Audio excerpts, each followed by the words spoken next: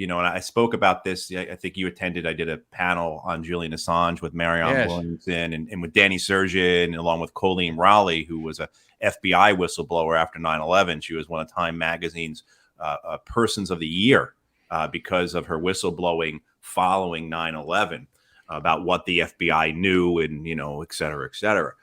The change in the media in the last 12 years. If I was to resign in protest and now, and I do not believe I would have nearly the same amount of media attention. And I believe that's purposeful, and I believe that's that is a cause. As I explained yesterday, what you see two things that happen with these wars, right? You have large amounts of troops in Iraq and Afghanistan for the first 10, 12 years of these wars. And spectacular failures, doesn't work, causes insurgency, right, et cetera, destabilizes the region, we can go all on and on about that. Same time, too, with that large troop presence, you have a great deal of media coverage.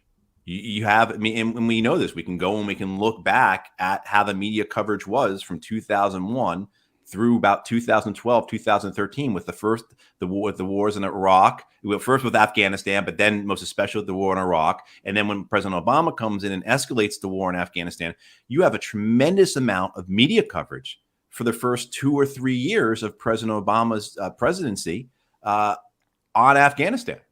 And then as the United States pulls its forces out of first Iraq and then Afghanistan, you have a corresponding decline in media coverage to the point that over the period from 2013 up until this past summer, when we have the American retreat from Kabul, the Taliban victory, the chaos at the airport, et cetera, during this time period for 7 or 8 years, on average, the broadcast networks, ABC, CBS, NBC, are showing less than 5 minutes a year of coverage on Afghanistan.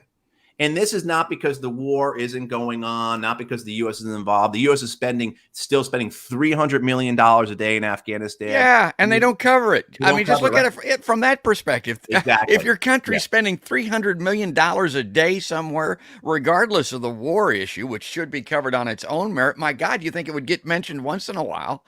Less than 5 minutes. And the broadcast networks are, and what's found is that CNN, MSNBC, Fox didn't do much better.